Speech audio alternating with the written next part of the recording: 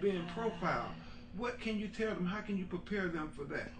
Yeah, that's hard. They have every right in this world to expect that they can walk along the street backward and forward from their house and not be profiled, pursued, confronted, and shot in the heart. Exactly.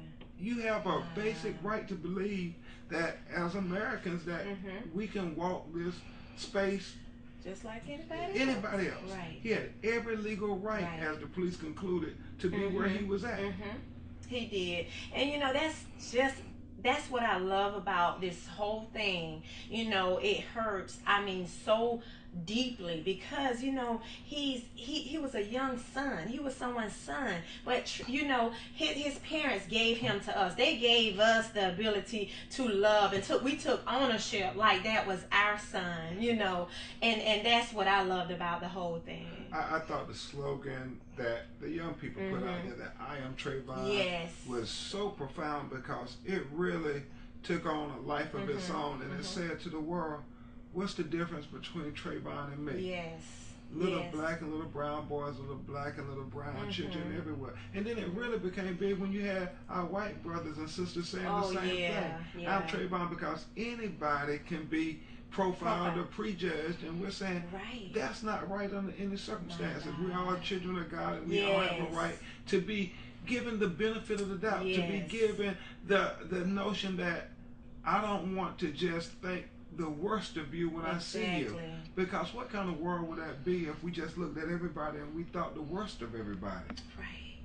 It wouldn't be a very good world, and we wouldn't serve a gracious and good God as we serve, you know? So, and I look at you in these situations as a pioneer, you know, someone who's going in, who accept these cases like this, and who makes change, who won't stop, and who makes changes, who really implement change. Well, I would say, Nikki, and thank you, you're very kind, but I certainly am standing on the shoulders of giants who came before me and blazed the trail. And it really is one of those things that I'm humbled by all the accolade and acclaim, but glory is to God. It really goes back to that there, because He's put us in this position. We wouldn't be here at all without God's intervention in our lives. I grew up in the projects.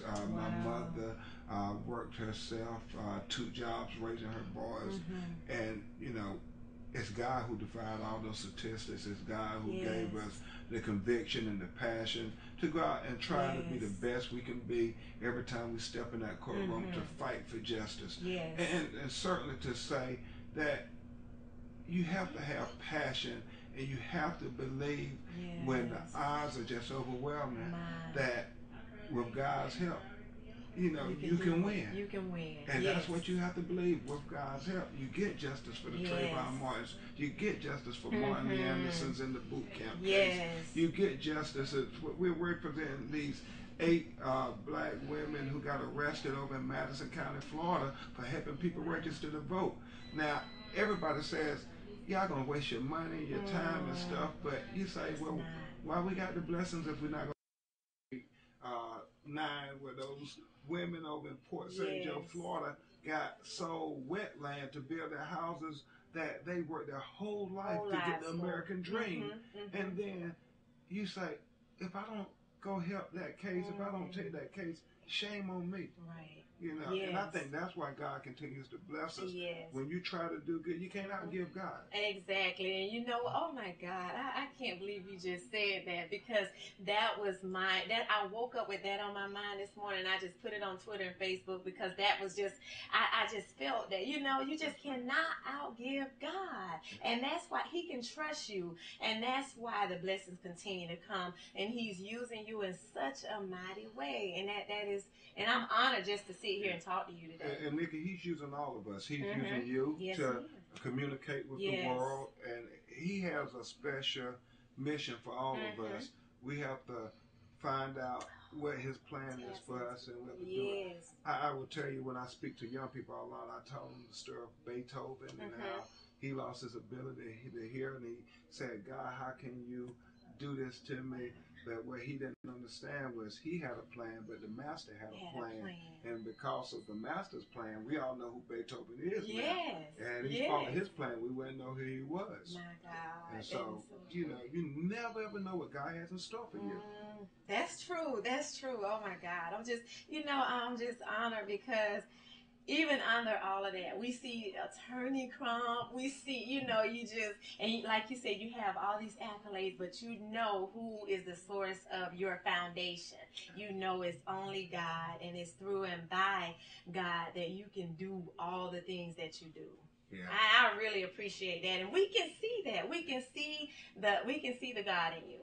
Well, thank you, and it's so many people who help us along this journey. My wife, my family, my colleagues, my co-counsels. It's just so many people are making a difference. Yes, it's a team effort, like you said. Absolutely. When we all come together, we can do it together with the help of God. Yes, yes. Well, thank you so much. I mean, I really don't want to stop, but I know that you're a busy person, but I do really, really appreciate you so much for just allowing us to come in and for you to share with our audience. Thank you so much, Attorney Crump. God bless you for what you're doing, and God bless your audience for their prayers and support as we go through this journey. Yes, well, thank you, and we surely will be praying for you. Okay. All right, God bless.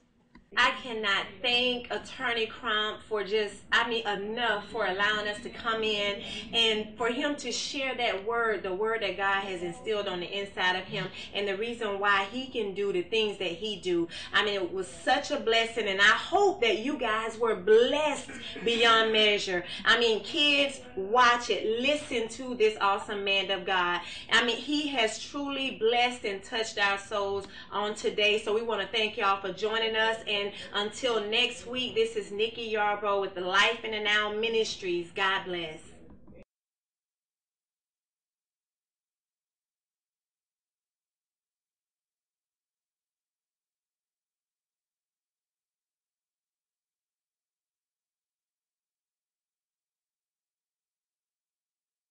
Man, I mean, did you hear that? It is stories like this. I love the stories. Y'all know I do. I'm Elle Michelle, producer of Life in the Now TV and one of the directors at Life in the Now Ministries. These are the stories that change lives. Thank you so much for watching Life in the Now TV. We want to encourage you to join into this vision. Join into this move of God to share these life stories. We're all about showing how people live what they believe on a daily basis. Living what you believe 24/7. These are the type of stories that God wants in the earth right now. I really believe that. I want to invite you to partner with us. Partner with us. Sponsor a broadcast. Get a commercial. Sow a seed into Life in the Now TV. I'm telling you, this is a vision that is changing the world one story at a time.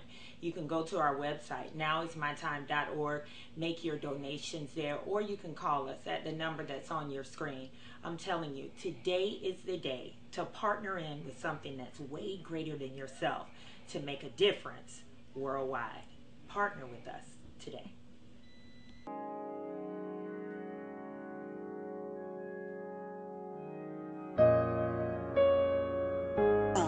I'm on my way to work.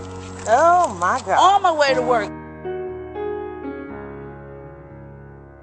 I'm not worried about who can I find to trick with. I'm not worried about if I can find the dope boy that I spend all my money with to get something free. I don't have to worry about that because I know God has provided me with employment. I always wanted to be the one to go back to prison and tell women that I've been delivered from a 26-year addiction to crack. And if you do it for me, you'll do it for you. Because it makes a big difference when you're hearing it come from somebody who's been there and done that.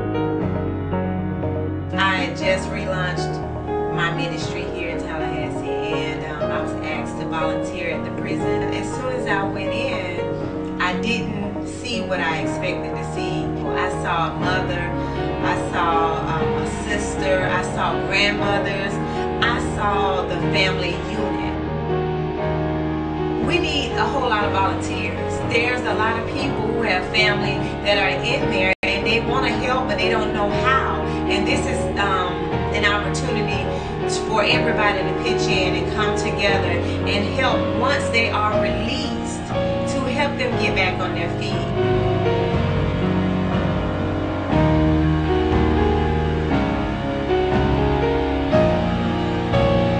You know, when you're sold out to Jesus, it's so important to give back and to learn to live beyond yourself, because your life is not your own anymore.